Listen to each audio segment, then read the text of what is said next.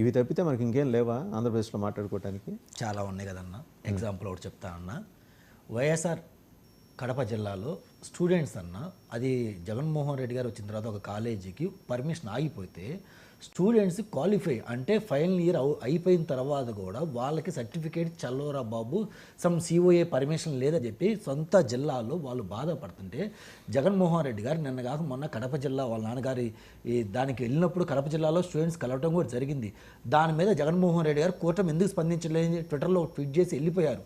వెళ్ళిపోయిన తర్వాత మా శర్మలం వెళ్ళి అక్కడ వాళ్ళతో మాట్లాడి సిట్టింగ్ వేసి అంతా అయిపోయిన తర్వాత ఆ తర్వాత నిన్న కాక మొన్న విజయవాడ వెళ్ళి అక్కడున్న ఎవరైతే అధికారులు ఉంటారో వాళ్ళు కలిసి రిప్రజెంటేషన్ ఇచ్చి 30 రోజులు మీకు సమయం ఇస్తున్నాను, మీరు ఇది కనుక సాల్వ్ చేయకపోతే స్టూడెంట్కి న్యాయం చేయకపోతే మేము ఢిల్లీలో ఎక్కడైతే యూనివర్సిటీ ఉంటుందో దాని దగ్గరికి వెళ్ళి మేము ధర్నా చేయాల్సి వచ్చిందని చెప్పిన తర్వాత నారా లోకేష్ గారు స్పందించి మేము సానుకూలంగా ప్రయత్నిస్తాం, మ్యాక్సిమం 2 వీక్స్లో ఇది సొల్యూషన్ ఇస్తామని చెప్పడం జరిగింది. అంటే ఇలాంటి సమస్యల మీద శాంతియుతంగా పోరాడితే ప్రజలకే న్యాయం జరిగింది, స్టూడెంట్స్కి న్యాయం జరిగింది.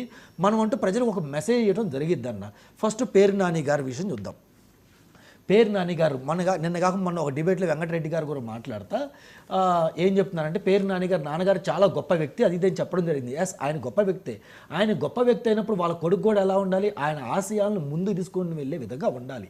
ఏం చేయాలి, మీరు కార్యకర్త సమావేశం జరుగుతున్నప్పుడు ఒక పెద్ద మనిషిగా, ఒక మాజీ మంత్రిగా, ఒక మంచి లీడర్కి కొడుకుగా ఉన్నప్పుడు మీరు ఏం చెప్పాలి, బాబు రప్పా రప్పా అని అలాంటి వ్యాఖ్యలు మనం చేయకూడదు, అది మన ఉంది ప్రజాస్వామ్యం, ప్రజాస్వామ్యంలో ఇలాంటి కరెక్ట్ కాదు, మన అధినాయకుడు గారు ముఖ్యమంత్రి తెలియక ఒక మాట అన్నా మనం దాన్ని అక్కడితో వదిలేయాలి, పొరపాటున అన్నారని చెప్పేసి ఇంకోసారి అలాంటి మా నాయకుడు రిపీట్ చెయ్యు, మా సైడ్ ఏమైనా ఉంటే సారీ తప్పని చెప్పి ఒప్పుకోవాలి. మనం ఒకవేళ అధికారం లేవు, ఇప్పుడు ప్రతిపక్షంలో ఉన్నాం, ప్రజా సమస్యల కోసం మనం పోరాడి 10 మందికి మనం న్యాయం జరిగే విధంగా చూడాలి. అలాగే అధికారంకి వస్తే మనం ఏం చేయాలి, ఏం చేయగలం, ప్రజలు ఇంకా ఏం మేలు చేయాలి, లాస్ట్ టైం మనం చేసిన తప్పులేంది, ఆ తప్పులు ఇప్పుడు చేసుకోకుండా మనం ముందుకెళ్లాలని చెప్పి కార్యకర్తల సమావేశంలో కూర్చోబెట్టి కార్యకర్తలకి నాయకులకు దిశానిర్దేశం ఇస్తే చెప్పింది అదే. ఈ రపారపా గోరేంద్ర బాబు ఆపండి అని ఆ తర్వాత అవుట్ ఆఫ్ ది కాంటెక్స్ట్ తీసుకొచ్చి మనం అక్కడ ప్లే చేస్తున్నాం. ఆ తర్వాత మాట్లాడట ఆయన మళ్ళీ అదే సార్ ఎందుకు ఇచ్చిన గోల ఇవన్నీ మానేయండి అని చెప్పాడంట ఆయన. సార్ ఆయన మానేయమని ఎప్పుడు చెప్పాడు సార్? అసలు రాత్రే కన్ను కొడితే వివేకానంద రెడ్డి గారిని ఎలా అయితే చంపేసి నాటకం చెప్పాడా వివేకానంద రెడ్డి? సింపుల్ అదే కదా సార్, రాత్రి రప్పా వివేకానంద రెడ్డి గారు ఎప్పుడు చనిపోయారు సార్? అంటే రపారపా స్కీమ్ రాష్ట్రంలో స్కీమ్ లేదు సార్, లేదు. అంటే దాన్ని ఎగ్జాంపుల్ గా తీసుకొని ఈ రోజు చెప్పాడు అతను. ఆ రోజు అంటే జగన్మోహన్ రెడ్డి గారు తీసుకొని చెప్పినట్టుగా మీకు అర్థమైందా? జనాలు అర్థం చేసుకున్నారు, జనాలకు కూడా అర్థమైంది సార్. సోషల్ మీడియా ఇదే అంటున్నారు. ఆ రోజు వివేకానంద రెడ్డి గారు అర్ధరాత్రిగా చేసింది అంటే వాళ్ళ నాయకుడు ఏదైతే ఫాలో అయ్యారు ఇప్పుడు ఇలా ఈ కింద ఉన్న నాయకులు అదే ఫాలో అవుతున్నారు. అదే ఇలాంటి నాలెడ్జబుల్ పర్సన్స్ సాంస్క్రిట్ ఒక సేయింగ్ ఒకటి చెప్పేవాడు, సత్యం ఏకః విప్రం బహుధా వదంతి అని. నిజం ఒక్కటే, సత్యం ఒక్కటే, పండితులు పలు రకాలుగా చెప్తారట. ఇప్పుడు పండితులు పలు రకాలుగా చెబుతున్నారు. మరి ఆయన మైండ్లో ఉంది అది కదా సార్, మీరు థింక్ చేయండి. మరి రప్పా మీనింగ్ ఆయన థింక్ చేయాల్సిన మైండ్లో ఏమైనా ఉందంటే తీసుకెళ్ళి దాన్ని ఏమంటారు ఆ లై డిటెక్టర్ టెస్ట్ చేస్తే తెలిసిపోద్ది. చేయాలి సార్, మరి చేయాలి. వాళ్ళు ఒప్పుకోమనండి. వాళ్ళు ప్రభుత్వం కూటమి ప్రభుత్వం తలుచుకుంటే లిఫ్ట్ చేస్తుంది, లై డిటెక్టర్ కేసు పెడుతుంది. రానన్నాడు అనుకోండి గంజాయి దొరుకుతుంది వాళ్ళ ఇంట్లో. ఎంతసేపు సింపుల్ పోలీసులు కేసు ఎంతసేపు పెడతారు? ఈజీ కాదులేడు, జగన్ గవర్నమెంట్ కాదులేడు అంత గంజాయి తెలిసి ఇచ్చేయడానికి. ఇప్పుడు మీకు విషయం చెప్పమంటారా, ఈ ప్రభుత్వంలో నెలకి 2,000 కోట్ల రూపాయల గంజాయి స్మగ్లింగ్ జరుగుతోంది. సాక్షాత్తు ఒక ఐఏఎస్ ఆఫీసర్ ఓ పార్టీ పెట్టుకున్నారు, లిబరేషన్ కాంగ్రెస్ అని, విజయ్ కుమార్ గారు. వారు సాక్ష్యాలతో సహా చెప్పారు నెలకి 2,000 కోట్ల రూపాయల గంజాయి స్మగ్లింగ్ ఈ ప్రభుత్వం వచ్చిన తర్వాత. అంతకుముందు అనార్గనైజ్డ్ సెక్టర్లో ఉంటే ఇప్పుడు ఆర్గనైజ్ అయిందని చెప్పారు ఆయన. సార్ అదే, ఇది ఎవరు చేసినా తప్పే సార్. అసలు గంజాయి అనేది అసలు మన సమాజానికి చాలా హానికరం. అది కనుక చేస్తుందంటే డెఫినెట్గా ఈ కూటమి ప్రభుత్వానికి నెక్స్ట్ ఎలక్షన్ అయితే మనమైతే 100%గా బుద్ధి చెప్పాలి సార్.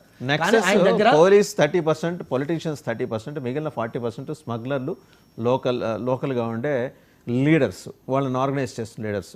ఇది ఆ నెక్సస్ పర్సంటేజ్ కూడా చెప్పారు ఆయన. గంజాయి విషయం నాకైతే తెలియదు కానీ సార్, అనగాని సత్యప్రసాద్ గారు అని ఒక మినిస్టర్ ఉన్నారు సార్.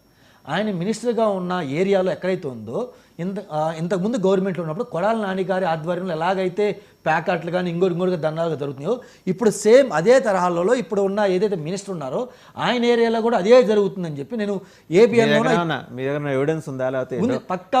వద్దండి దయచేసి మంత్రుల మీద ఇలాగా నెత్తిన ఎత్తి అభండాలు ఏమాకండి సార్. ఒక ప్రముఖ ఛానల్లో విత్ ఎవిడెన్స్ తో ప్లే చేశారు, వీడియోలు కూడా ఉన్నాయి సార్. ఒక ప్రముఖ ఛానల్ అంటే సాక్షి కాదు సార్, నేను పెద్ద సాక్షిని చూడడం, సాక్షి పేపర్ కూడా చదవను కాబట్టి నాకు సాక్షి గురించి తెలియదు. ఒక ప్రముఖ ఛానల్ ఎన్టీవీ చూడనివి ప్రముఖ ఎన్టీవీ ఛానల్స్ సార్ కాకుండా ఉండవు కదా. ఐ థింక్ ఎన్టీవీ అనుకుంటా సార్. సో ఒక ప్రముఖ ఛానల్లోనే అనగాని సత్యప్రకాష్ గారి వర్గాలు ఎవరైతే ఉన్నారో, ఆయన సంబంధించిన పార్టీ వాళ్ళు ఆయన దగ్గర వస్తే ఎవరైతే ఉన్నారో దగ్గరుండి ఇలా ప్యాకార్డులు నిర్వహిస్తున్నారని చెప్పి పక్కా చెప్పడం జరిగింది. దాని మీద వీడియో కూడా వేయడం కూడా జరిగింది సార్. అదైతే పక్కా ఒకటి. నెక్స్ట్ ఇందాక మీరు కంపారిజన్ బాగా చేశారు సార్. ఏంటంటే ఆ రోజు జరిగిన డోర్ డెలివరీ గురించి ఈ రోజు డోర్ డెలివరీ చేయలే కానీ తీసుకెళ్ళి చెన్నైలో అక్కడ రివర్ డెలివరీ వాళ్ళు జరిగింది. రివర్ డెలివరీ ఇది బాగా కంపేర్ చేశారు సార్. అయితే వెంకటరెడ్డి గారు ఏం చెప్తున్నారంటే చాలా బాగా చెప్పారు. కాకపోతే అవి చెప్పే ముందు జనసేనలో ఉన్న వాళ్ళ మీద యాక్షన్ తీసుకునే ముందు మన నాయకుడు మన పార్టీలో ఉన్న వాళ్ళ మీద యాక్షన్ తీసుకున్నారు లేదో ఒక్కసారి మనం కూడా చెక్ చేసుకోవాల్సిన అవసరం ఉంది. ఆ రోజు మీరు చేసిన తప్పే, వీళ్ళు చేస్తుంది తప్పే.